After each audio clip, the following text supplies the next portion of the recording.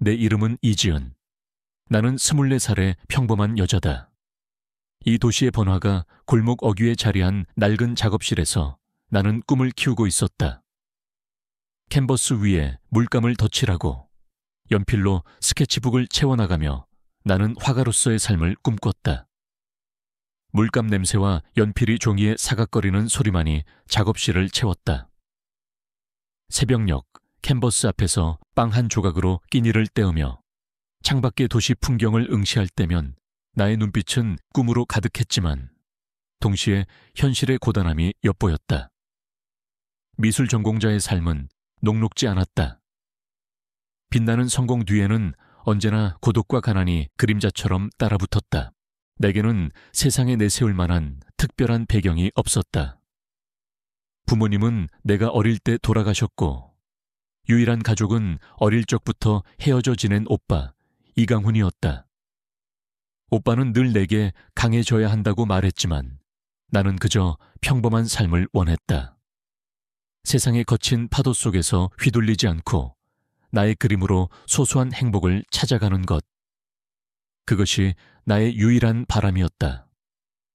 오빠는 아주 어릴 적부터 나를 떠나 어디론가 사라졌다. 그가 어디에서 무엇을 하는지 나는 알지 못했다. 그저 매년 생일과 명절에 짧은 문자 메시지나 가끔씩 보내오는 소포만이 그의 존재를 알리는 유일한 단서였다. 소포 안에는 늘 내가 좋아하는 그림 도구들이 들어있었다. 오빠는 내가 그림을 그리는 것을 가장 좋아한다는 것을 알고 있었다. 내 삶은 고요하고 평화로웠다.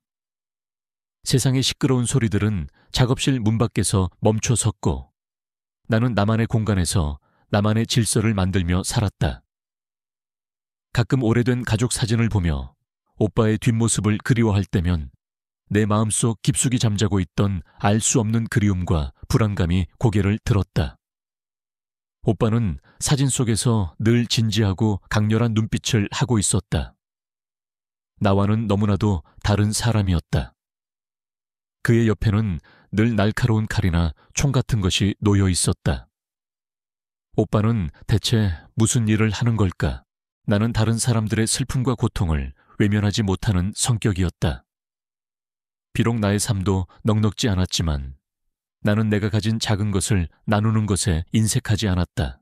어느 비 오는 날 저녁이었다. 나는 작업을 마치고 집으로 돌아가는 길에 횡단보도를 건너다 쓰러진 노인을 발견했다.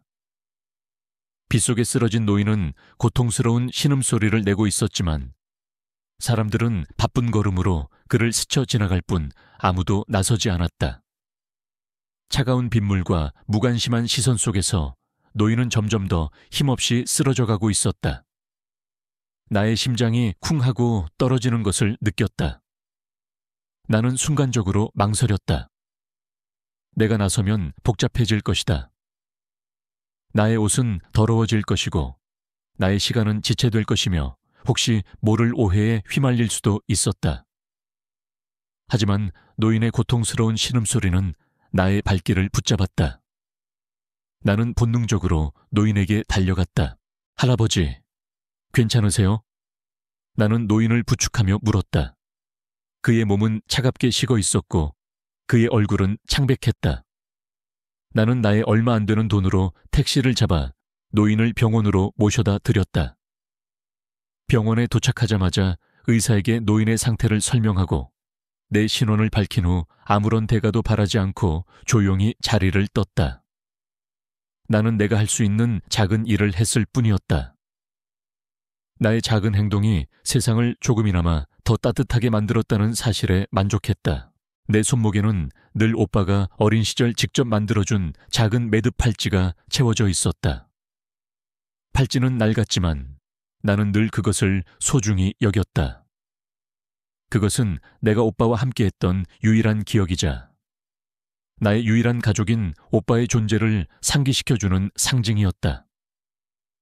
팔찌 안에는 아주 작은 이름 모를 씨앗 하나가 박혀 있었는데 나는 그 씨앗이 무엇인지 알지 못했다. 그저 어릴 적 오빠가 이 씨앗은 너를 지켜줄 거야. 그리고 언젠가 너에게 큰 힘이 되어줄 것이다. 라고 말했던 기억만이 희미하게 남아있었다. 나는 불안하거나 중요한 결정을 내려야 할 때마다 무의식적으로 이 팔찌를 만지작거렸다. 그것은 내게 일종의 안정감을 주었다. 나의 삶은 그렇게 평화롭고 예측 가능하게 흘러갔다.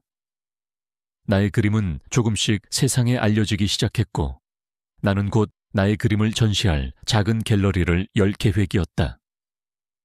낡은 작업실을 개조하여 나만의 갤러리를 만드는 것은 나의 오랜 꿈이었다. 나는 밤늦도록 갤러리 준비에 매달렸다. 나의 그림으로 세상을 아름답게 만들고 싶었다. 이 평화가 영원히 지속될 것이라고 믿어 의심치 않았다. 하지만 세상은 나의 바람처럼 호락호락하지 않았다. 평화는 언제나 깨지기 마련이고 어둠은 가장 예상치 못한 순간에 찾아오는 법이다. 그날은 유난히 비가 내리는 흐린 날이었다. 나는 갤러리 개관 준비로 바쁘게 움직이고 있었다. 빗소리는 나의 망치소리와 뒤섞여 묘한 불협화음을 만들어냈다. 그때 갤러리 문이 갑자기 쾅 하고 열렸다. 나의 눈앞에 펼쳐진 광경은 나의 세상을 산산조각내는 충격 그 자체였다. 건장한 남자 몇 명이 갤러리 안으로 들어섰다. 그들의 얼굴에는 험악한 인상이 가득했고 온몸에는 문신이 가득했다. 그들은 주변을 둘러보더니 곧바로 나의 그림들을 향해 다가갔다. 야, 이봐 아가씨, 여기가 새로 갤러리 여는 곳인가? 그들의 우두머리인 듯한 남자가 비아냥거리듯이 말했다. 그의 눈은 날카로웠고 그의 입술에는 비열한 미소가 걸려 있었다. 나는 불안감에 몸을 떨었다. 네, 그런데 누구세요? 우리는 이 구역을 관리하는 사람들이다. 여기서 장사하려면 우리에게 보호비를 내야지. 남자의 목소리는 위협적이었다. 나는 당황했다. 보호비요? 저는 그런 거 모릅니다. 저는 그저 작은 갤러리를 열고 싶을 뿐입니다. 모른다고? 하, 이봐 아가씨. 세상 물정 너무 모르네. 너처럼 순진에 빠진 년은 우리가 특별히 더 잘 가르쳐 줘야겠네. 남자는 나의 그림 중 하나를 집어들더니 바닥에 내던져 발로 짓밟았다. 나의 그림은 순식간에 찢어지고 엉망이 되었다. 나의 심장은 미친 듯이 뛰었다. 제 그림에 손대지 마세요. 나는 소리쳤지만 나의 목소리는 그의 비웃음에 묻혔다. 그들은 갤러리 안을 난장판으로 만들었다. 그림들은 훼손되었고 액자는 산산조각 났으며 전시를 위해 준비했던 조명들은 모두 파괴되었다. 진한 물감 냄새 대신 역겨운 담배 냄새와 함께 싸늘한 공기가 감돌았다. 나의 꿈이 산산조각 나는 순간이었다. 일당의 우두머리 강철민은 내게 다가와 나의 멱살을 잡았다. 그의 손은 차갑고 거칠었다. 내깎게 감히 우리에게 대들어. 내 오빠는 어디 갔냐? 이런 흙수저 새끼들. 우리한테 대든 대가를 톡톡히 치르게 될 거야. 그는 나를 비웃으며 모욕적인 말을 퍼부었다. 그의 입에서는 역겨운 담배 냄새가 났다.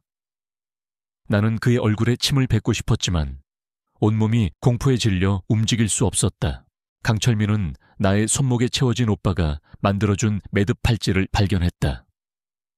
그는 씩 웃더니 팔찌를 거칠게 잡아당겼다. 팔찌는 끊어졌고 그의 군화가 팔찌를 짓밟아버렸다. 팔찌 속 작은 씨앗은 흙바닥에 박혀 있었다. 나는 짓밟힌 팔찌를 보자 내 안에서 알 수 없는 격렬한 분노가 치솟는 것을 느꼈다.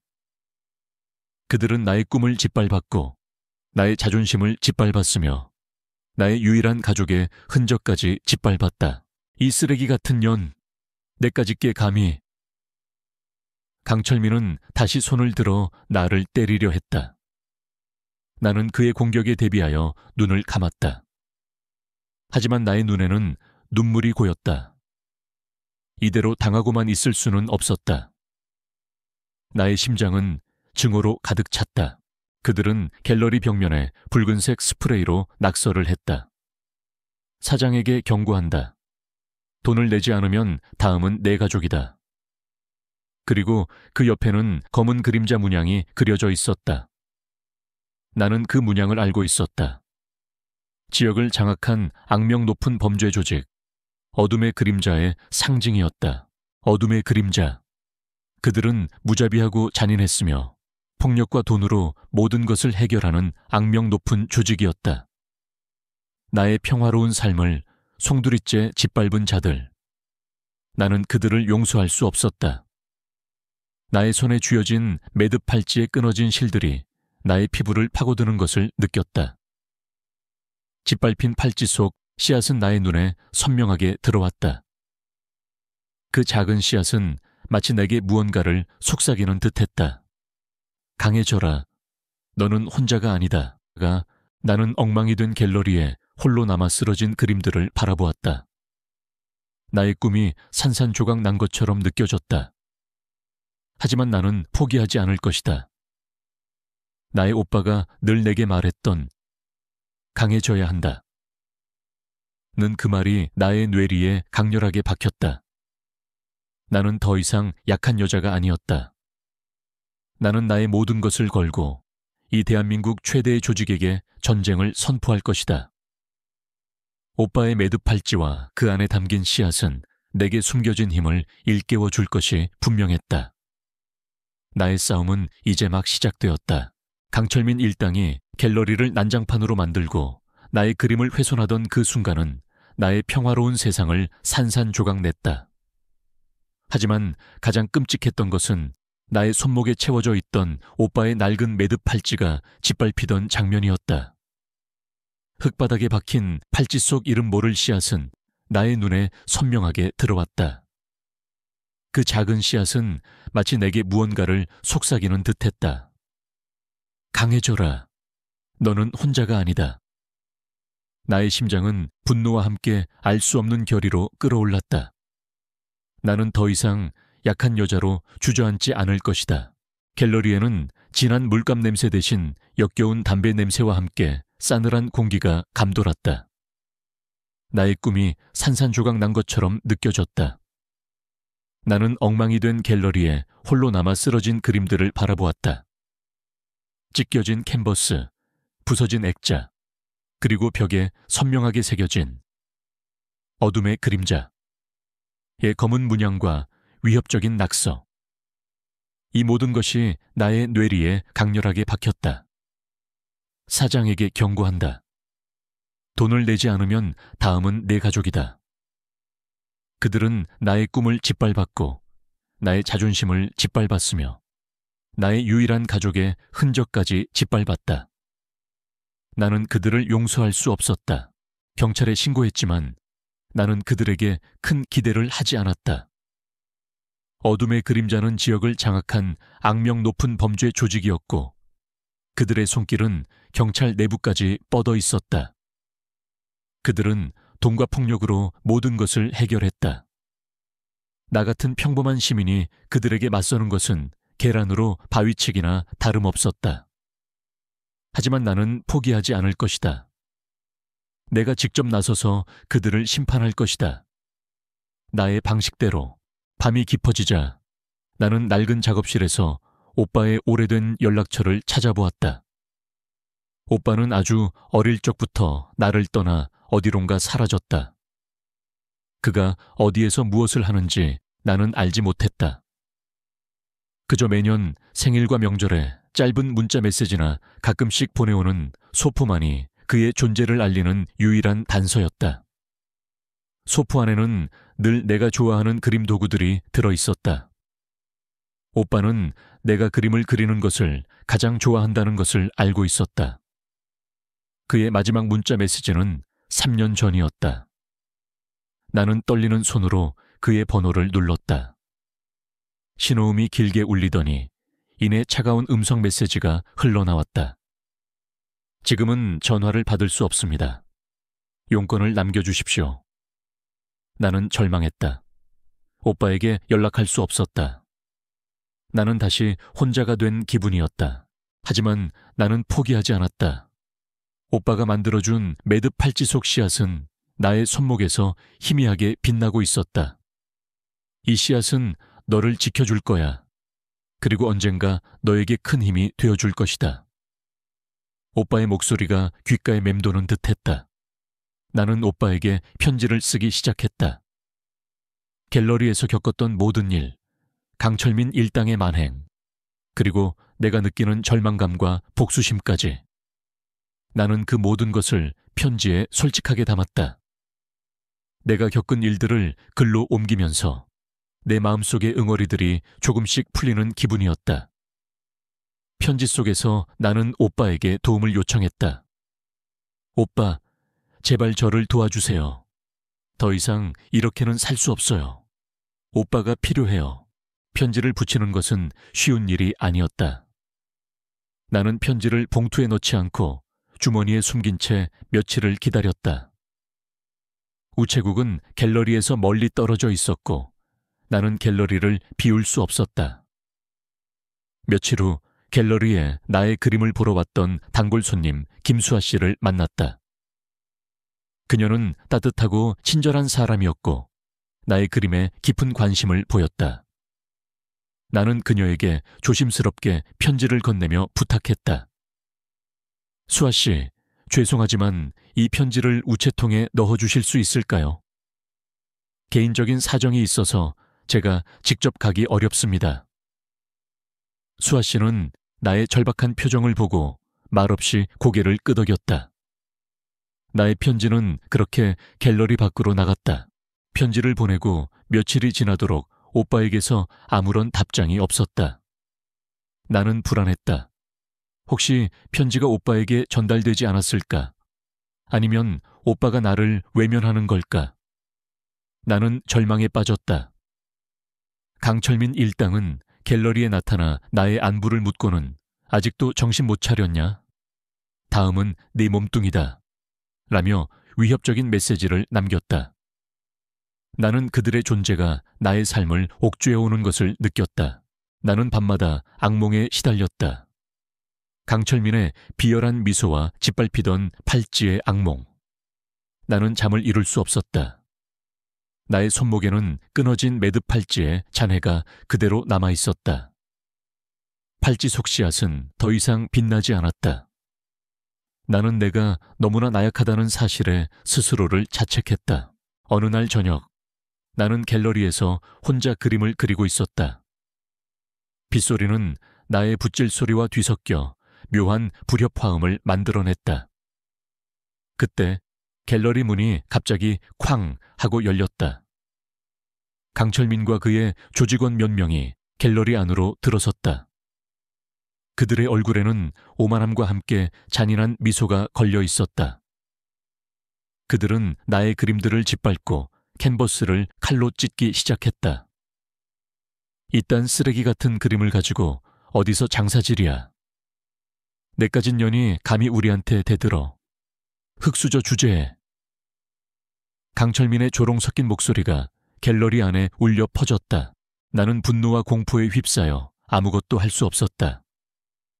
그들이 나의 모든 것을 파괴하는 것을 지켜볼 수밖에 없었다.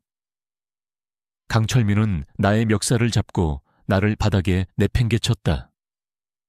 내 오빠는 어디 갔냐? 네 오빠도 너처럼 약골이냐? 감히 우리 어둠의 그림자에 대든 대가를 치르게 해주지. 그는 나를 비웃으며 발로 내 옆구리를 걷어찼다. 나의 몸은 고통으로 비명을 질렀다. 나는 피를 토하며 바닥에 쓰러졌다. 나의 눈에서는 눈물이 흘러내렸다. 이대로 끝인가? 나의 꿈은, 나의 삶은 이대로 산산조각 나는 것인가? 바로 그때 갤러리 문이 다시 한번 쾅 하고 열렸다. 강철민과 그의 조직원들은 나의 고통을 즐기며 비웃고 있었기에 뒤늦게 문 쪽을 돌아보았다. 문 밖에는 한 남자가 서 있었다.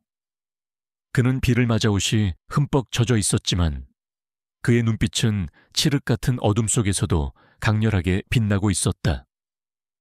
그의 얼굴은 익숙했다. 그는 나의 오빠 이강훈이었다.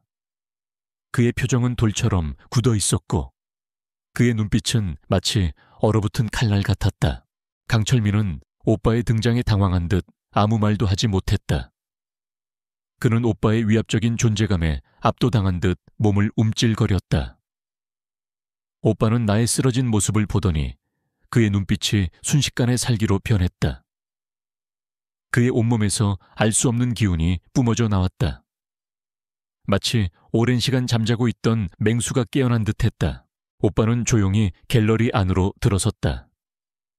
그의 발소리는 들리지 않았지만 그의 존재감은 갤러리 전체를 압도했다. 그는 아무 말 없이 내게 다가왔다. 나의 손목에 채워진 끊어진 매듭 팔찌와 흙바닥에 박혀있는 씨앗을 발견했다. 그의 눈빛은 더욱 차갑게 가라앉았다. 그는 나의 얼굴에 난 상처와 피를 보더니 주먹을 꽉 쥐었다. 그의 손등에 핏줄이 붉어졌다. 강철민은 뒤늦게 정신을 차리고 허세를 부리며 말했다. 내 놈이 이 여자의 오빠냐? 내 놈도 흙수저 주제에 어디 감히 우리 어둠의 그림자에 대든 대가를 치르게 해주지. 그의 목소리는 떨렸지만 그는 여전히 오만한 태도를 유지하려 애썼다. 그의 조직원들은 강철민의 뒤에 서서 무기를 꺼내 들었다. 오빠는 강철민의 말을 무시했다. 그는 강철민에게 천천히 다가갔다. 그의 움직임은 마치 물 흐르듯 자연스러웠지만 동시에 예측 불가능하고 압도적이었다. 강철민은 오빠의 기세에 눌려 뒷걸음질 쳤다.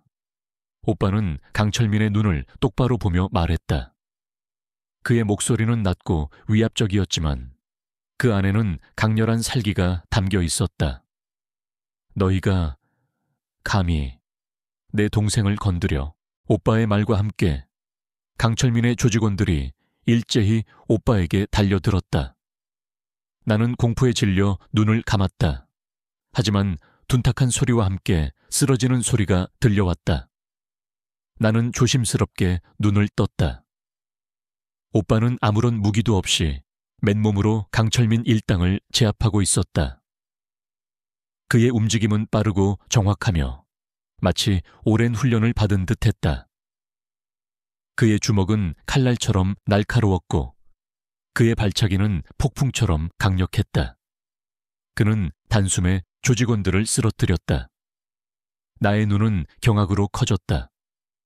오빠는 대체 무슨 일을 하는 사람인 걸까? 그는 내가 알던 그 평범한 오빠가 아니었다. 강철민은 오빠의 놀라운 능력에 위협을 느끼고 그를 어둠의 그림자에 대한 직접적인 위협으로 간주했다.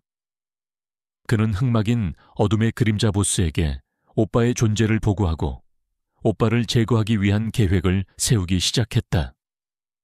나는 그의 뒤에서 오빠의 싸움을 지켜보며 나의 비극이 이제 구원으로 향할 것이라는 희미한 희망을 품었다. 오빠는 나의 유일한 구원자였다. 그의 힘은 상상을 초월했다. 강철민은 오빠가 국가가 키운 살인병기이자 전설적인 707 대테러 요원이었다는 사실을 꿈에도 몰랐을 것이다. 나의 평화는 이제 끝났지만 나는 나의 방식으로 그들을 심판할 것이다. 나의 싸움은 이제 막 시작되었다. 오빠, 이강훈이 갤러리에 나타나 강철민 일당을 제압하던 그 순간은 나의 평범했던 세상이 산산조각 나는 동시에 내가 알지 못했던 새로운 현실이 눈앞에 펼쳐지는 충격적인 경험이었다. 그의 움직임은 마치 훈련된 맹수처럼 빠르고 정확했으며 맨몸으로 수많은 건장한 조직원들을 단숨에 쓰러뜨리는 모습은 인간의 범주를 넘어선 듯했다. 나의 눈은 경악으로 커졌고 심장은 불안과 함께 알 수 없는 감격으로 미친 듯이 뛰었다. 그는 내가 알던 그 평범한 오빠가 아니었다. 그의 눈빛은 칠흑 같은 어둠 속에서도 강렬하게 빛났고 그의 온몸에서는 거대한 힘이 뿜어져 나왔다. 강철민과 그의 조직원들은 오빠의 압도적인 능력에 겁에 질린 채 갤러리 바닥에 쓰러져 신음했다. 강철민은 애써 허세를 부리며 오빠에게 대들려 했지만 그의 목소리는 두려움에 떨리고 있었다. 내 놈이 이 여자의 오빠냐? 내 놈도 흙수저 주제에 어디 감히 우리 어둠의 그림자에 대든 대가를 치르게 해주지. 그의 말에 오빠의 눈빛은 더욱 차갑게 가라앉았다. 오빠는 아무 말 없이 강철민에게 다가가 그의 멱살을 잡고 들어 올렸다. 강철민의 발이 바닥에서 떨어져 허공에서 파르르 떨렸다. 너희가 감히 내 동생을 건드려? 오빠의 목소리는 낮고 위압적이었지만 그 안에는 강렬한 살기가 담겨 있었다. 강철민은 공포에 질린 듯 얼굴이 새하얗게 질려 있었다. 그는 오빠의 눈빛 속에서 죽음의 그림자를 본 듯했다. 오빠의 손에는 강철민의 목숨이 달려 있었다. 나는 오빠의 살기 어린 눈빛을 보며 처음으로 두려움을 느꼈다. 그는 나를 지키러 왔지만 동시에 내가 알지 못하는 무서운 존재였다. 그때 오빠의 가슴 주머니에서 작은 금속성 물체가 떨어져 바닥에 굴렀다. 오빠가 어린 시절 내게 만들어준 매듭 팔찌 속 씨앗과 똑같이 생긴 작은 독수리 모양의 펜던트였다. 펜던트는 낡았지만 그 위에는 정교하게 새겨진 문양이 있었다. 나는 그것을 보자마자 직감했다. 이 펜던트가 오빠의 숨겨진 정체와 관련된 중요한 단서라는 것을. 펜던트는 바닥에 떨어져 희미하게 빛나고 있었다. 오빠는 강철민을 내던지고 떨어진 펜던트를 집어들었다. 그의 손에 들린 펜던트는 마치 살아있는 생명체처럼 빛을 발하는 듯했다. 그는 펜던트를 꽉 쥐고 강철민의 눈을 똑바로 보며 말했다. 나는 너희들이 감히 상상도 못할 존재다. 그리고 너희가 건드린 것은 단순히 한 여자가 아니라 국가가 키운 살인병기이자 전설적인 707 대테러 요원의 동생이다. 오빠의 목소리는 낮고 냉정했지만 그 안에는 엄청난 파워가 실려 있었다. 강철민은 오빠의 말에 경악했다. 그의 눈은 크게 뜨였고 그의 입은 해벌레 벌어졌다. 살인병기, 707 대테러 요원, 전설. 그 단어들은 강철민의 뇌리를 강타했고 그의 얼굴은 순식간에 공포로 물들었다. 그는 자신이 감히 건드려서는 안 될 존재를 건드렸다는 사실에 절망한 듯했다. 그의 조직원들 역시 오빠의 말에 겁에 질려 기절하거나 도망치려 애썼다. 갤러리 안은 순식간에 아수라장이 되었다. 나 역시 오빠의 말에 충격을 받았다. 오빠가 전설적인 707 대테러 요원이라니, 국가가 키운 살인병기라니. 내가 알던 그 평범한 오빠는 어디에도 없었다. 나의 손목에 채워져 있던 끊어진 매듭 팔찌의 잔해가 나의 피부를 파고드는 것을 느꼈다.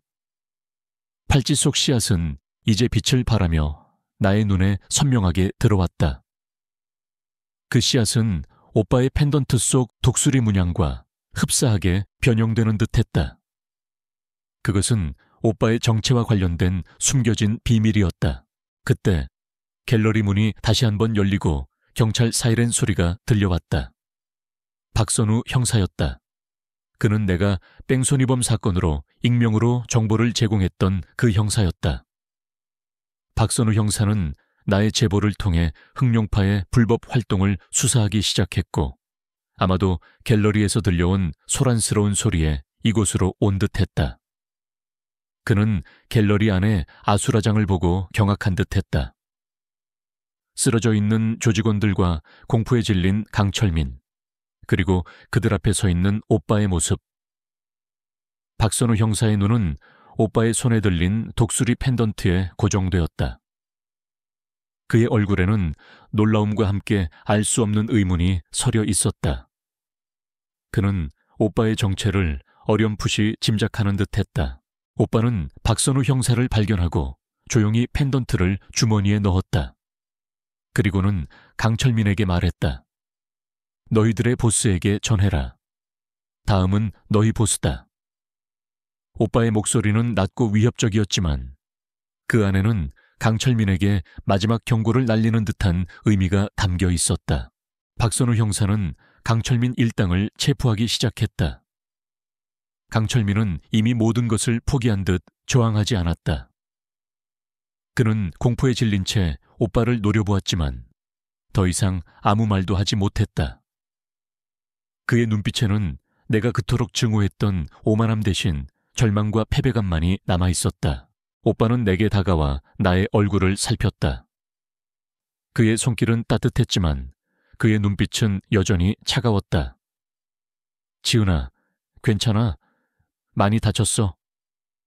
나의 얼굴을 어루만지는 오빠의 손길에서 나는 어릴 적 나의 오빠를 느낄 수 있었다. 나는 그의 품에 안겨 하염없이 울었다. 그동안 겪었던 모든 고통과 서러움이 오빠의 품속에서 눈 녹듯 사라지는 것을 느꼈다. 오빠는 나를 병원으로 옮긴 후 다시 갤러리로 돌아왔다. 박선우 형사는 오빠에게 다가와 조심스럽게 물었다. 이강훈 씨, 혹시 707 특수임무대대 소속이셨습니까? 박선우 형사의 목소리는 떨렸다. 그는 오빠의 정체를 정확히 꿰뚫고 있는 듯했다. 오빠는 박선우 형사의 질문에 아무 말 없이 고개를 끄덕였다. 박선우 형사의 눈은 크게 뜨였다. 정말이셨군요. 전설로만 듣던 그분이 제 눈앞에 계실 줄이야. 박선우 형사는 오빠에게 경례를 하며 존경심을 표했다. 오빠는 그의 경례에 고개를 끄덕였다. 그 순간 나는 오빠가 단순한 군인이 아니라 국가가 키운 살인병기이자 전설적인 707 대테러 요원이었다는 사실을 비로소 깨달았다. 그의 과거는 내가 상상했던 것 이상으로 어둡고 위험한 곳이었다. 오빠는 박선우 형사에게 강철민 일당의 모든 악행과 어둠의 그림자 조직의 불법 활동에 대한 정보를 넘겨주었다. 그는 강철웅의 비밀 금고에서 얻은 장부 파일에 대한 정보도 함께 제공했다. 이 정보들을 활용하면 어둠의 그림자의 뿌리까지 뽑을 수 있을 겁니다. 그들의 보스는 강철웅이라는 자입니다. 그는 강철민보다 훨씬 더 잔인하고 교활합니다. 그는 내가 직접 상대할 것입니다. 오빠의 목소리는 단호했다. 그는 흑막인 강철웅에게 직접적인 심판을 내릴 계획이었다. 박선우 형사는 오빠의 정보력에 놀라움을 금치 못했다. 그는 오빠의 지시대로 어둠의 그림자 조직에 대한 대대적인 수사를 시작할 것을 약속했다. 오빠는 나의 곁에 남아 나를 보호하겠다고 했다. 그는 내가 완전히 회복될 때까지 갤러리에 머물렀다. 그의 존재만으로도 나의 갤러리는 더 이상 안전한 피난처가 되었다. 나는 오빠에게 나의 그림에 대한 이야기를 했다. 훼손된 그림들을 바라보며 나는 눈물을 흘렸다. 오빠는 말없이 나의 옆에 앉아 나의 그림들을 바라보았다. 그리고는 나의 끊어진 매듭 팔찌를 조심스럽게 주워 들었다. 팔찌 속 씨앗은 이제 희미하게 빛나고 있었다. 이 씨앗은 아직 살아있어, 지은아. 너처럼. 그리고 이 씨앗은 언젠가 너에게 큰 힘이 되어줄 것이다. 오빠의 말은 나의 마음을 위로해 주었다. 오빠는 자신의 모든 과거와 그가 짊어진 짐에 대해 내게 솔직하게 털어놓았다. 그는 나를 지키기 위해 그리고 국가를 위해 그림자 속에서 살아왔다고 했다. 그의 삶은 내가 상상했던 것 이상으로 고독하고 위험한 곳이었다. 나는 오빠의 희생에 감격했고 그의 모든 것을 이해할 수 있었다. 오빠는 내게 진정한 영웅이었다. 나의 평화로운 삶은 이제 끝났지만 나는 더 이상 두렵지 않았다. 오빠가 내 곁에 있었고 나는 나의 방식으로 그들을 심판할 것이다. 나의 싸움은 이제 막 시작된 것이나 다름없었다. 나의 명예는 회복될 것이며 어둠의 그림자는 이제 세상에서 영원히 사라질 것이다. 나는 오빠와 함께 이 거대한 전쟁에서 승리할 것이다. 오빠, 이강훈이 강철민 일당을 제압하고 자신의 정체를 드러낸 후 갤러리는 혼란과 긴장감으로 가득 찼다.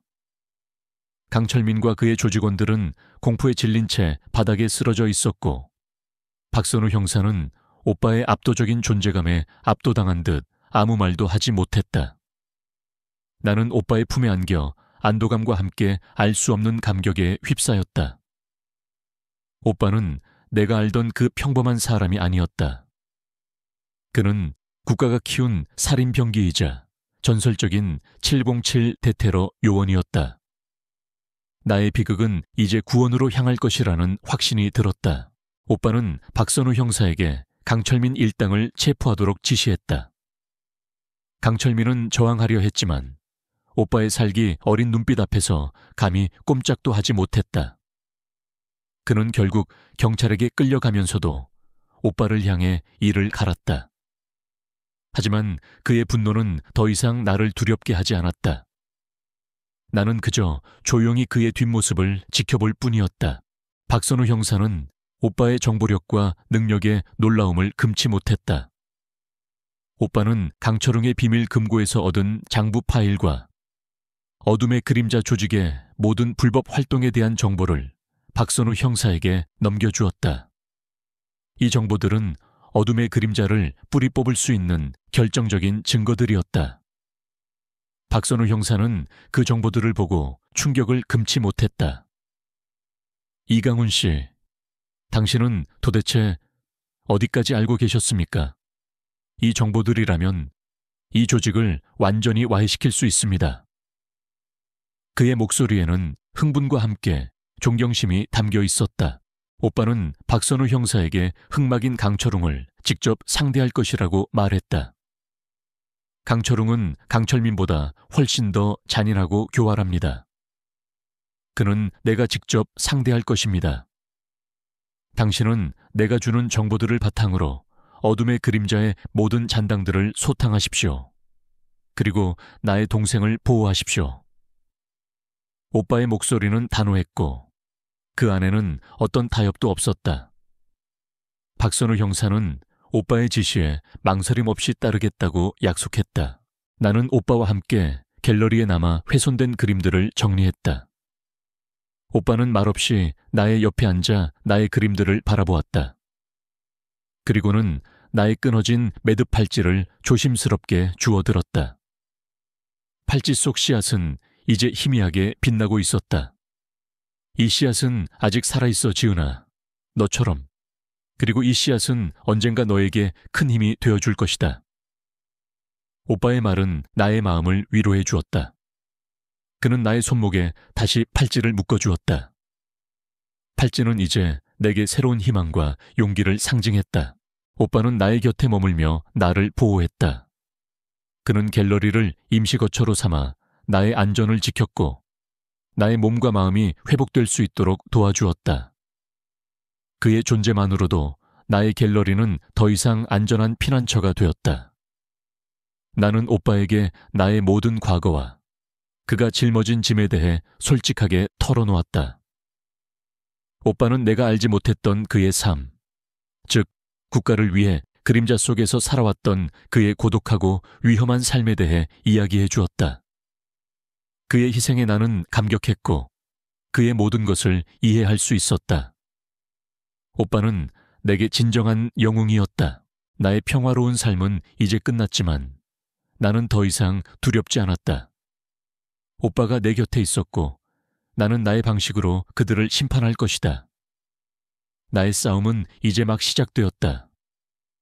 나의 명예는 회복될 것이며 어둠의 그림자는 이제 세상에서 영원히 사라질 것이다.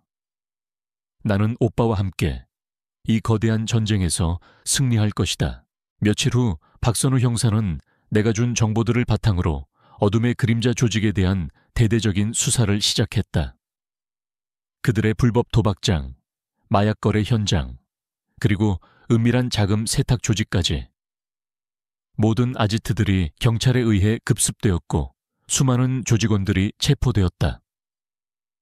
언론은 연일 어둠의 그림자의 몰락을 대서특필했고 시민들은 박선우 형사를 정의의 영웅이라고 칭송했다. 나는 박선우 형사가 나의 숨겨진 조력자로서 나의 복수를 대신해주고 있다는 사실에 만족했다. 하지만 어둠의 그림자의 보스인 강철웅은 여전히 잡히지 않았다. 그는 잔인하고 교활했으며 경찰의 추적을 따돌리며 그림자처럼 움직였다. 강철웅은 박선우 형사의 배후에 나 같은 정체불명의 해커가 있다는 것을 직감한 듯했다. 그는 나의 정체를 알아내기 위해 모든 수단과 방법을 동원하기 시작했다. 그들은 나의 IP 주소를 추적하고 나의 온라인 활동을 감시했으며 심지어 갤러리 주변까지 사람들을 풀어 나를 찾으려 했다. 오빠는 강철웅의 움직임을 예의주시하고 있었다. 그의 눈빛은 날카로웠고 그의 온몸에서는 알 수 없는 긴장감이 감돌았다. 강철웅은 섣불리 움직이지 않을 것이다. 그는 내가 공개한 정보들이 어디서 나왔는지 알아내려 할 것이다. 그리고 그는 나를 직접 상대하려 할 것이다. 오빠의 말은 나의 마음을 불안하게 만들었다. 강철웅은 단순히 폭력배가 아니었다. 그는 잔인하고 지능적인 범죄자였다. 오빠는 나의 안전을 위해 갤러리에 최첨단 보안 시스템을 설치했다. 갤러리 내외부에 CCTV와 동작 감지 센서를 설치하고 모든 통신망을 암호화했다. 갤러리는 외부에서는 단순한 미술관으로 보였지만 내부에는 오빠의 뛰어난 기술력이 집약된 난공불락의 요새로 변모했다. 오빠는 내가 잠든 시간에도 밤새도록 갤러리를 지켰다. 그의 존재만으로도 나는 안심할 수 있었다. 강철웅은 나의 정체를 알아내기 위해 심리전을 시작했다. 그는 언론을 통해 나를 악의적인 해커, 허위 정보를 유포하는 자로 매도했고 나를 향한 여론을 부정적으로 만들려 애썼다. 그는 또한 나를 유인하기 위해 나의 주변 사람들을 위협하기 시작했다. 나의 그림을 보러 왔던 단골 손님 김수아 씨의 카페에 흑룡파 조직원들을 보내 위협하거나 나의 어린 시절 친구들을 찾아가 협박하기도 했다. 나의 마음은 불안감으로 가득 찼다. 내가 사랑하는 사람들이 나 때문에 위험에 처하는 것을 원치 않았다. 오빠는 나의 불안감을 눈치챘다. 지은아, 강철웅은 너를 흔들려 할 것이다. 하지만 흔들리지 마라. 우리가 옳다. 그리고 너는 혼자가 아니다. 오빠의 말은 나에게 큰 위로가 되었다. 그는 내게 강철웅의 심리전에 말려들지 말고 오직 나의 목표에만 집중하라고 조언했다. 극한의 시험 시작. 어느 날 밤 오빠는 강철웅이 나를 유인하기 위해 최후의 수단을 사용할 것이라고 말했다. 강철웅은 너의 그림에 집착하고 있다. 너의 그림은 내 영혼과 같다. 그는 네 그림을 파괴하려 할 것이다. 그리고 그 순간 그는 너의 약점을 파고들어 너를 제거하려 할 것이다. 오빠의 말은 나의 심장을 울렸다. 나의 그림은 나의 꿈이자 나의 삶의 전부였다. 강철웅이 나의 그림을 파괴하려 한다면 나는 결코 가만히 있지 않을 것이다. 오빠는 갤러리에 최후의 함정을 설치했다. 갤러리 내부에 수많은 CCTV와 센서를 설치하고 출입구를 봉쇄했다. 갤러리는 마치 거대한 감옥처럼 변모했다. 오빠는 강철웅이 갤러리로 직접 찾아올 것이라고 예측했다. 그에게는 나의 그림을 파괴하는 것이 나의 정신을 파괴하는 것과 같았기 때문이다. 강철웅은 자신이 모든 상황을 통제하고 있다고 생각하겠지만 그는 오빠가 파놓은 함정 속으로 스스로 걸어 들어오는 셈이었다. 밤이 깊어지자 갤러리 밖은 칠흑 같은 어둠에 잠겼다. 빗소리가 창문을 두드렸다. 나는 오빠와 함께 갤러리 안에 숨어 강철웅의 움직임을 기다렸다. 나의 심장은 미친 듯이 뛰었지만 내 마음은 차분했다. 오빠는 나의 옆에서 나의 손을 잡았다. 그의 손은 따뜻하고 든든했다. 나의 손목에 채워진 매듭 팔찌, 속씨앗은 희미하게 빛나고 있었다. 오빠는 내게 말했다. 지은아, 지금부터 너는 나의 지시를 따라야 한다. 어떤 상황에서도 당황하지 말고 나의 지시에만 집중해라. 너는 혼자가 아니다. 나는 늘 네 곁에 있을 것이다. 오빠의 목소리는 내게 용기를 주었다. 나는 고개를 끄덕였다. 나의 운명이 걸린 밤이었다. 얼마 지나지 않아 갤러리 밖에서 인기척이 느껴졌다. 오빠의 노트북 화면에 강철웅과 그의 최측근 몇 명이 갤러리 문 앞에 나타난 것이 감지되었다. 그들은 갤러리 보안 시스템을 해킹하려 애썼지만 오빠의 뛰어난 기술력 앞에서는 무용지물이었다. 강철웅은 짜증스러운 표정으로 부하들에게 갤러리 문을 부수라고 명령했다. 쾅! 쾅! 하는 소리와 함께 갤러리 문이 부서지는 소리가 들려왔다. 강철웅과 그의 조직원들이 갤러리 안으로 진입했다. 그들의 얼굴에는 오만함과 함께 잔인한 미소가 걸려 있었다. 그들은 나의 그림들을 향해 다가왔다. 나의 심장은 미친 듯이 뛰었다. 내 그림에 손대지 마. 나는 소리치고 싶었지만 오빠는 나의 입을 막았다. 강철웅은 나의 그림들을 둘러보더니 비웃듯이 말했다. 흥, 이딴 그림 몇 점 가지고 뭘 하겠다고. 내까진 년이 감히 우리 어둠의 그림자에 대들어. 내 오빠도 별 수 없을 거야. 결국 너희 둘 다 나의 손에 죽게 될 것이다. 특히 내 오빠, 그 전설적인 707 요원이라는 놈도 결국 내가 직접 처단할 것이다. 그의 목소리는 갤러리 안에 울려 퍼졌다. 나의 눈은 분노로 이글거렸다. 그는 나의 그림을 짓밟고 나의 오빠까지 모욕했다. 강철웅은 나의 가장 아끼는 그림, 즉 나의 꿈과 희망이 담긴 그림을 집어들었다. 그는 그림을 바닥에 내던지고 발로 짓밟으려 했다. 나의 심장은 찢어지는 듯 아팠다. 그때 오빠가 나의 손을 잡고 조용히 속삭였다. 지은아, 지금이야. 내가 시키는 대로 해. 오빠는 나의 손목에 채워진 매듭 팔찌 속 씨앗을 가볍게 눌렀다. 씨앗은 순식간에 강렬한 빛을 발했다. 동시에 갤러리 안의 모든 조명과 스피커가 작동하기 시작했다. 갤러리 벽면에는 내가 과거에 공개했던 흑룡파의 악행과 강철웅의 장부 내용이 담긴 영상이 재생되었다. 다음은 너희 보스다. 나의 목소리가 갤러리 안에 울려 퍼졌다. 강철웅은 나의 영상에 경악한 듯 얼어붙었다. 그는 내가 갤러리에 함정을 파놓았다는 사실을 전혀 알지 못했을 것이다. 오빠는 강철웅의 눈을 똑바로 보며 말했다. 그의 목소리는 차갑고 단호했다. 강철웅, 네가 지금 서 있는 곳은 너의 무덤이다. 네가 감히 내 동생을 건드린 대가를 치르게 될 것이다. 전쟁은 시작되었다. 그리고 너는 오늘 끝날 것이다. 오빠의 말과 함께 갤러리 문이 쾅 하고 닫혔다. 갤러리는 거대한 감옥처럼 변모했다. 강철웅과 그의 조직원들은 나의 그림에 둘러싸인 채 갇히게 되었다. 그들의 얼굴에는 공포와 절망이 뒤섞여 있었다. 나의 극한의 시험은 이제 절정으로 치닫고 있었다. 오빠, 이강훈이 강철웅의 눈앞에서 갤러리 문을 쾅 하고 닫던 그 순간 내 심장은 벅찬 전율과 함께 미친 듯이 뛰었다. 갤러리는 더 이상 나의 꿈이 짓밟히던 공간이 아니었다. 그것은 이제 강철웅과 어둠의 그림자의 무덤이자 나의 복수와 명예를 회복할 신성한 재단으로 변모했다. 나의 그림들이 파괴된 채 바닥에 나뒹굴고 있었지만 나는 오히려 그 그림들이 나의 싸움을 더욱 정당화하는 가장 강력한 증거라고 생각했다.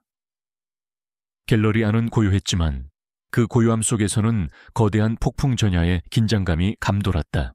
강철웅과 그의 조직원들은 갤러리 안에 갇힌 채 혼란에 빠졌다. 그들은 오빠의 압도적인 존재감과 갤러리가 완벽한 함정으로 변모했다는 사실에 경악한 듯했다. 강철웅은 분노의 치를 떨며 갤러리 문을 부수려 했지만 오빠가 설치한 보안 시스템 앞에서는 무용지물이었다.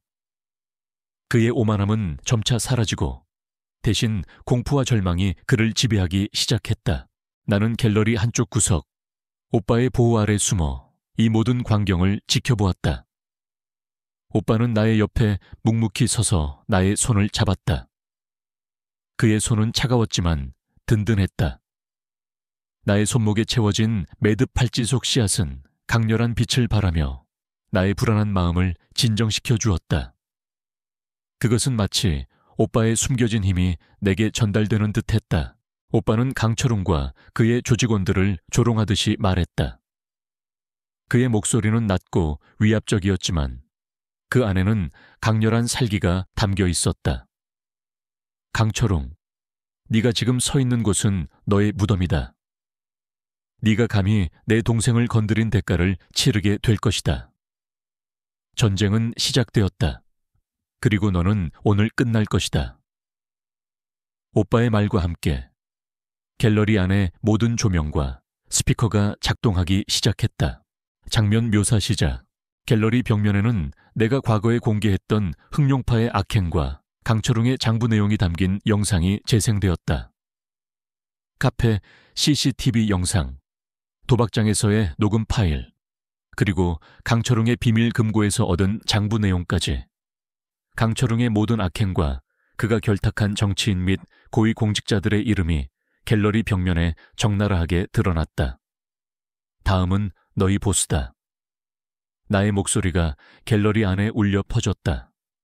강철웅은 나의 영상에 경악한 듯 얼어붙었다. 그는 내가 갤러리에 함정을 파놓았다는 사실을 전혀 알지 못했을 것이다. 강철웅은 분노와 공포에 질려 스크린을 향해 달려들었지만 오빠가 설치한 레이저 센서에 가로막혔다. 레이저 센서는 그의 움직임을 감지하여 경보음을 울렸다. 오빠는 미소 지으며 말했다. 어딜 감히. 아직 게임은 시작되지 않았다. 오빠는 강철웅과 그의 조직원들을 향해 최첨단 보안 시스템을 가동했다. 갤러리 바닥에서는 연기가 피어오르며 최루탄이 터졌고 천장에서는 강력한 섬광등이 번쩍였다. 조직원들은 순식간에 혼란에 빠져 기침을 하고 눈물을 흘리며 쓰러졌다. 강철웅은 당황한 듯 몸을 가누지 못했다. 그의 오만함은 이제 완벽하게 꺾였다. 오빠는 강철웅의 눈을 똑바로 보며 말했다. 그의 목소리는 차분했지만 그 안에는 강렬한 살기가 담겨 있었다. 강철웅, 너는 네가 대한민국을 손에 쥐고 흔들 수 있다고 생각했겠지. 하지만 너는 잘못된 것을 건드렸다. 너는 나의 동생을 건드렸고 너는 이제 그 대가를 치르게 될 것이다. 너희 어둠의 그림자 조직은 오늘부로 세상에서 영원히 사라질 것이다. 강철웅은 오빠의 말에 분노의 치를 떨었다. 그는 비틀거리며 총을 꺼내 오빠에게 겨누었다. 닥쳐라, 내까짓게 감히. 그의 손은 떨리고 있었다. 그는 총을 발사하려 했지만 오빠는 이미 그의 모든 움직임을 예측하고 있었다. 오빠의 몸은 마치 그림자처럼 빠르게 움직였다. 그의 움직임은 빠르고 정확하며 마치 오랜 훈련을 받은 듯했다. 그는 단숨에 강철웅의 손에서 총을 빼앗고 그의 팔을 꺾었다. 강철웅은 고통스러운 신음소리를 내며 바닥에 쓰러졌다. 긴장감 최고조. 강철웅은 바닥에 쓰러져 신음했다.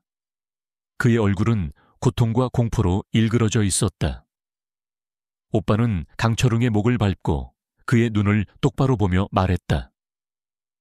그의 목소리는 낮고 위압적이었지만 그 안에는 강렬한 살기가 담겨 있었다. 강철웅, 나는 너를 죽이지 않을 것이다. 너는 살아남아서 네가 저지른 모든 죄에 대한 대가를 치르게 될 것이다. 너는 이제 세상에서 가장 비참한 존재가 될 것이다. 너는 오늘부로 끝이다. 그 순간 갤러리 문이 쾅 하고 다시 한번 열렸다. 경찰 특공대원들이 총을 들고 갤러리 안으로 진입했다. 박선우 형사였다. 그는 나의 제보를 통해 흑룡파의 불법 활동을 수사하기 시작했고 아마도 갤러리에서 들려온 소란스러운 소리에 이곳으로 온 듯했다. 그는 갤러리 안에 아수라장을 보고 경악한 듯했다.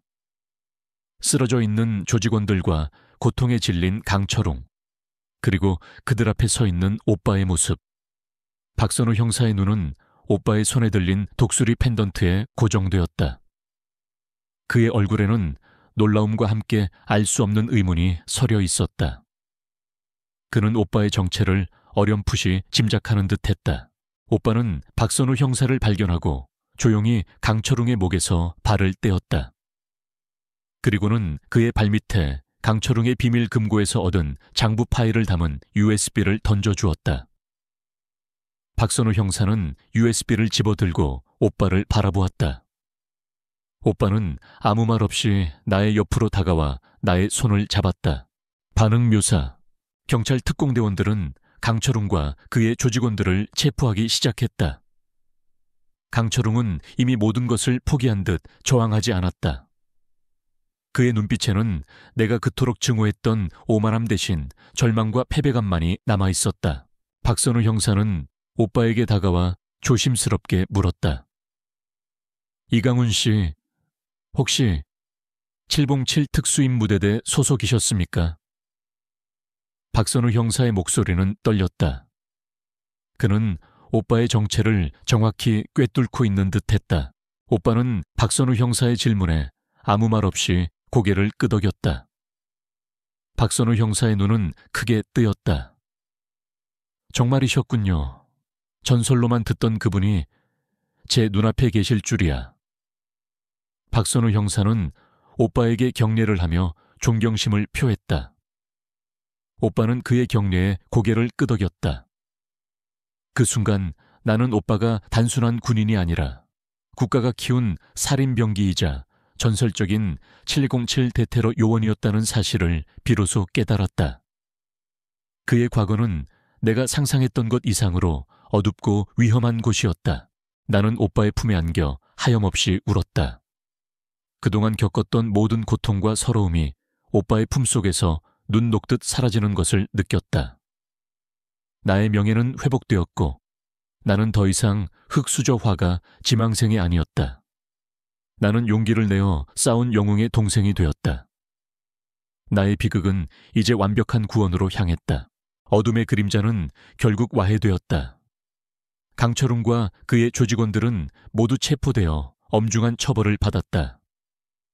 그들의 불법 활동과 비자금 내역은 언론을 통해 낱낱이 공개되었고 그들과 결탁했던 정치인 및 고위 공직자들까지 모두 처벌받았다. 대한민국 사회는 흑룡파의 몰락에 환호했고 박선우 형사는 정의의 영웅으로 칭송받았다. 나는 박선우 형사가 나의 숨겨진 조력자로서 나의 복수를 대신해주고 있다는 사실에 만족했다. 나는 나의 훼손된 그림들을 바라보았다. 그 그림들은 나의 아픔을 상징했지만 동시에 나의 강인함과 용기를 증명하는 증거이기도 했다. 나는 그 그림들을 다시 그릴 것이다. 이전보다 더욱 강렬하고 아름답게.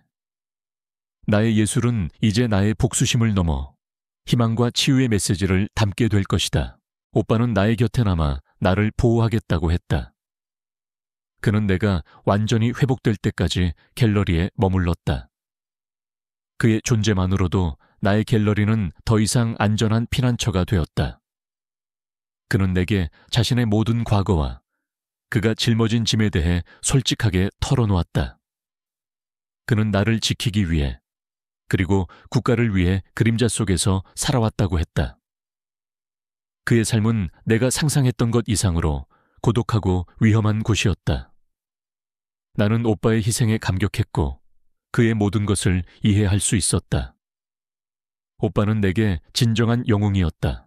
나의 평화로운 삶은 이제 끝났지만 나는 더 이상 두렵지 않았다. 오빠가 내 곁에 있었고 나는 나의 방식으로 그들을 심판할 것이다. 나의 싸움은 이제 막 시작되었다. 나의 명예는 회복될 것이며 어둠의 그림자는 이제 세상에서 영원히 사라질 것이다.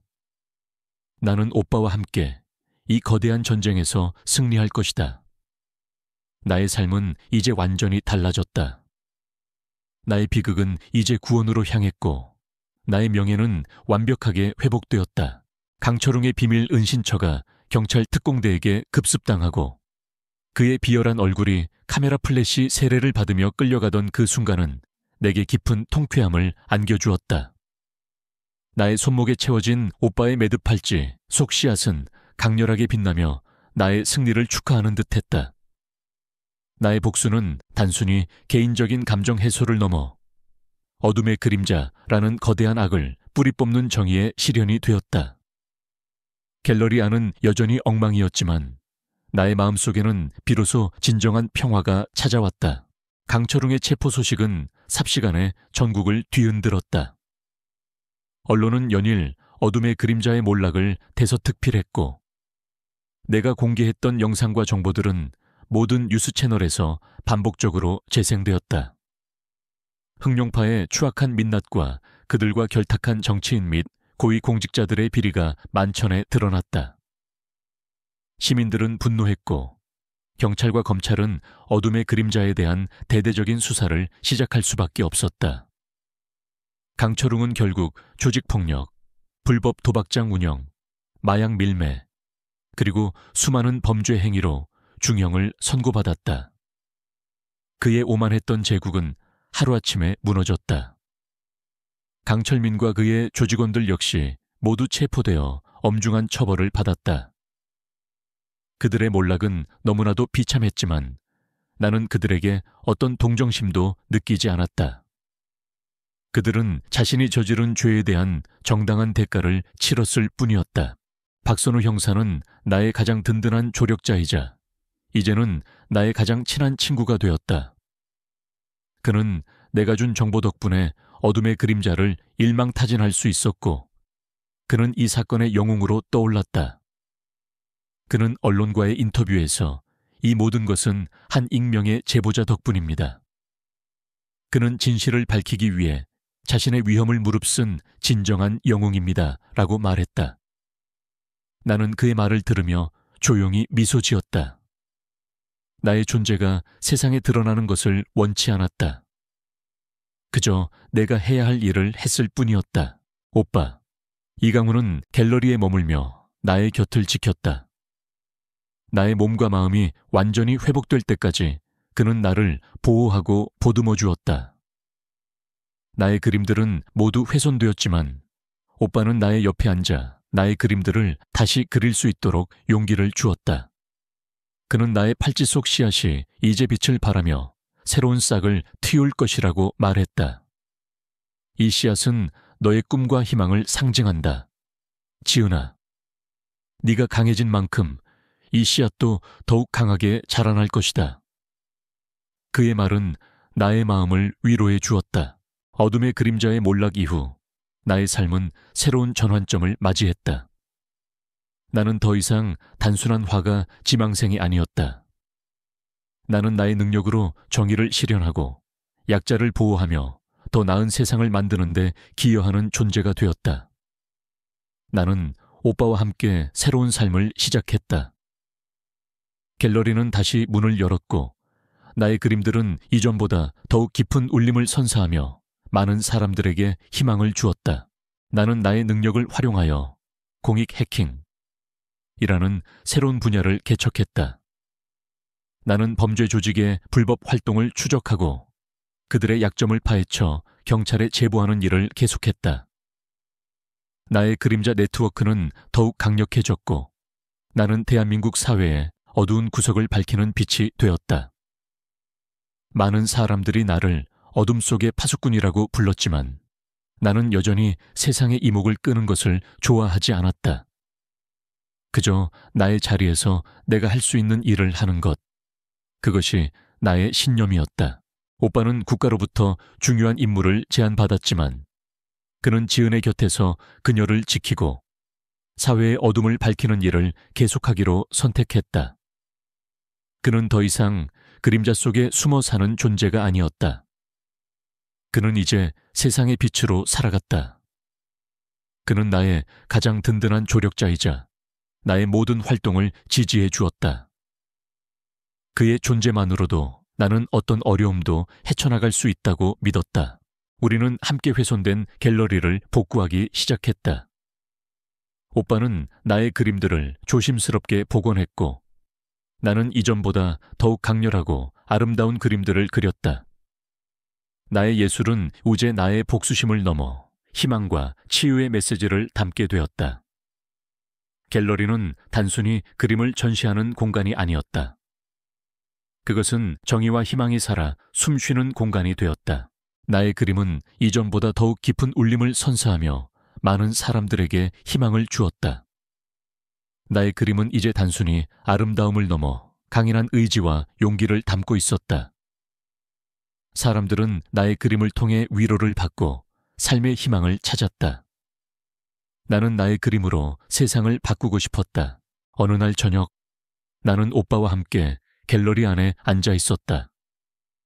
창밖으로는 도시의 불빛이 아름답게 빛나고 있었다.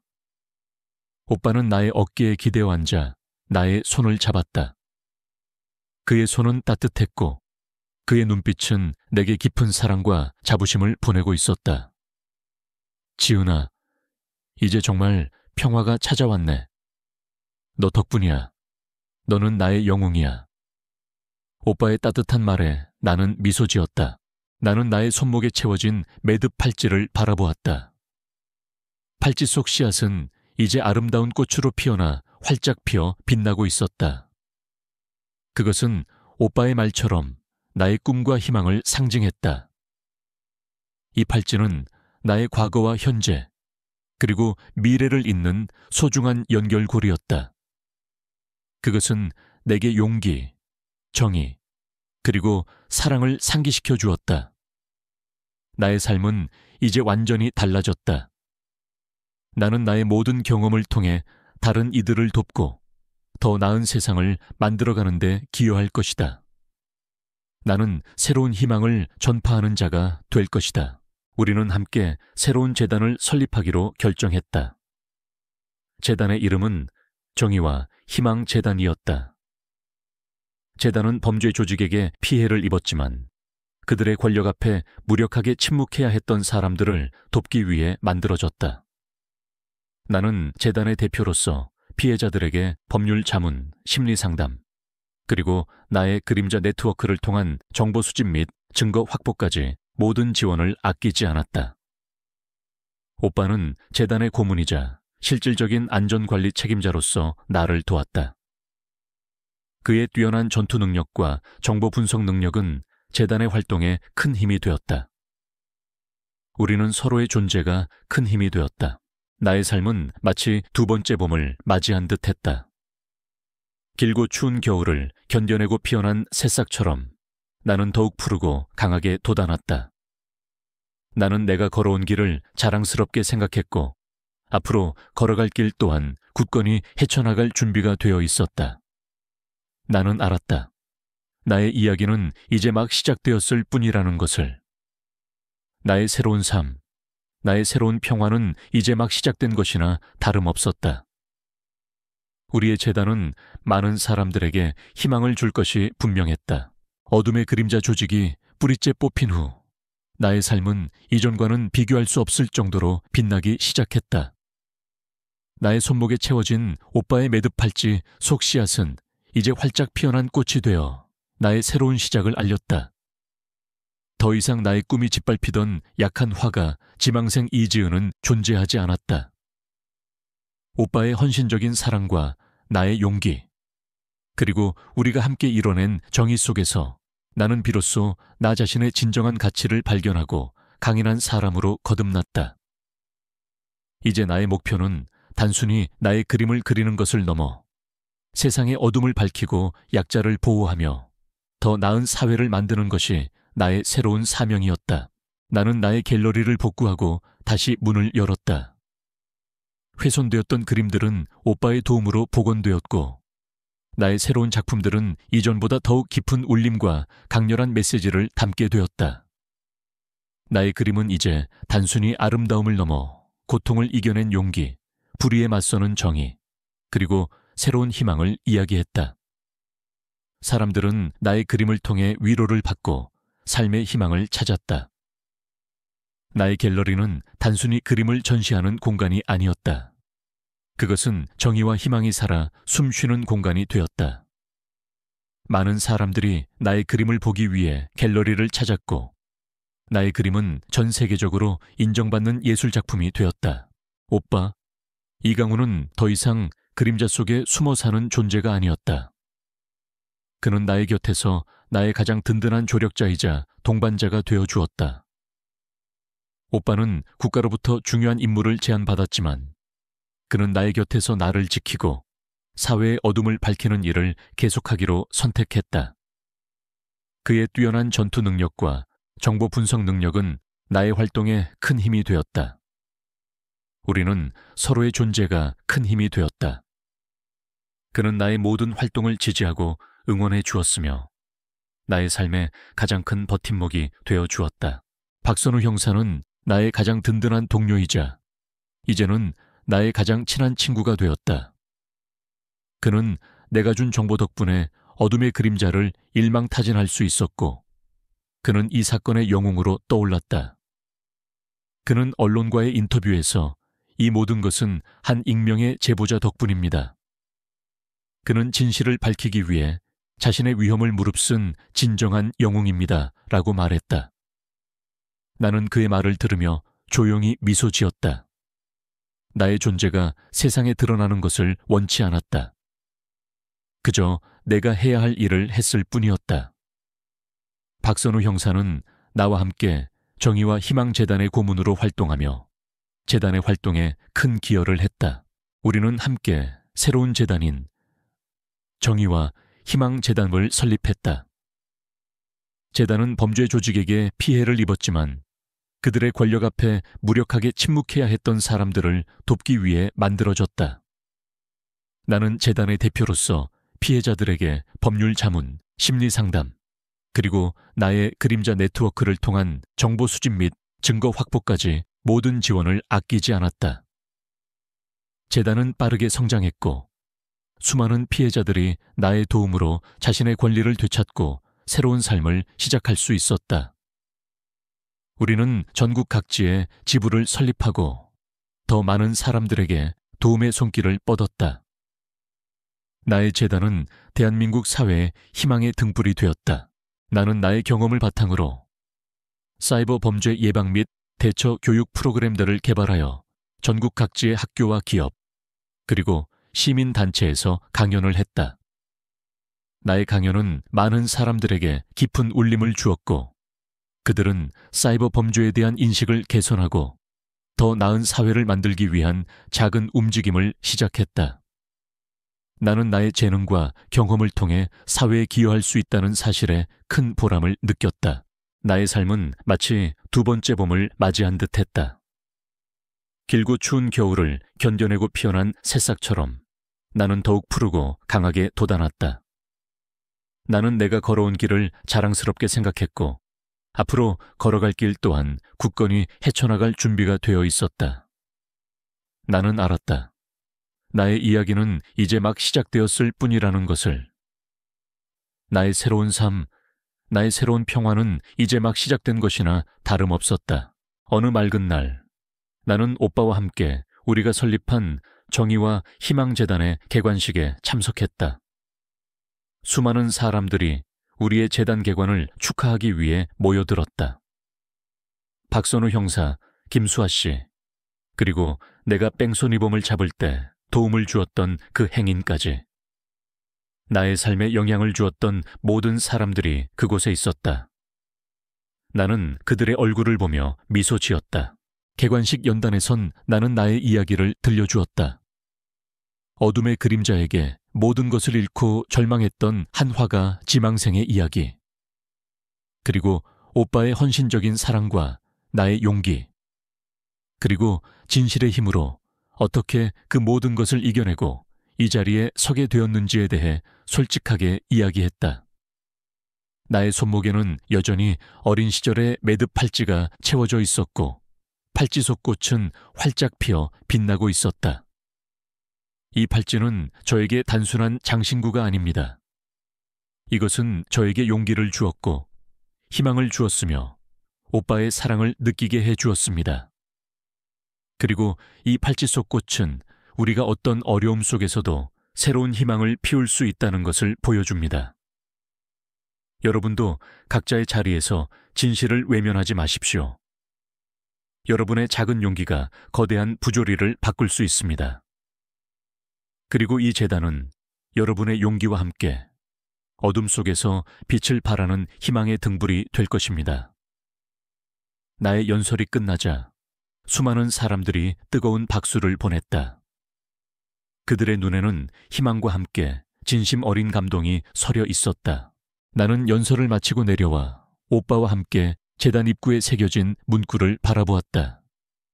정의와 희망, 그리고 그 위로는 오빠의 상징인 독수리 문양과 나의 그림 중 한 점이 걸려 있었다. 독수리 문양은 강인함과 용기를, 나의 그림은 평화와 치유를 상징했다. 따뜻한 햇살이 우리를 비추며 우리의 사랑과 헌신이 만들어낸 아름다운 세상을 상징적으로 보여주었다. 나는 나의 손을 잡고 미소 짓는 오빠를 바라보았다. 그의 눈빛은 여전히 강렬했지만 이제는 따뜻함과 평화로움이 가득했다. 지은아, 정말 자랑스럽다. 네가 이렇게 멋진 일을 해낼 줄 알았어. 오빠의 말에 나는 고개를 끄덕였다. 나의 어깨에는 오빠의 뒤를 이어야 할 무거운 책임감이 느껴졌다. 우리는 함께 나란히 서서 푸른 하늘을 올려다보았다. 우리의 삶은 이제 더 이상 어두운 그림자에 갇혀 있지 않았다. 진실의 빛이 모든 부조리를 밝히고 있었다. 나의 이야기는 단순히 한 여인의 고난 극복기가 아니었다. 그것은 용기, 사랑, 그리고 변화의 희망을 전달하는 아름다운 서사가 되었다. 나의 삶은 이제 진정한 두 번째 봄을 맞이했다. 이 영상을 끝까지 시청해 주셔서 진심으로 감사드립니다. 혹시 이 영상이 도움이 되셨거나 공감하셨다면 구독과 좋아요를 눌러주시고 알림 설정까지 부탁드립니다. 여러분의 작은 관심이 더 나은 세상을 만드는 데 큰 힘이 됩니다. 또한 영상 내용과 관련하여 궁금한 점이나 나누고 싶은 이야기가 있다면 언제든지 댓글을 남겨주세요. 모든 댓글을 소중히 읽고 답변해 드리겠습니다. 여러분의 소중한 의견은 저에게 큰 힘이 됩니다. 다음 영상에서 또 만나요.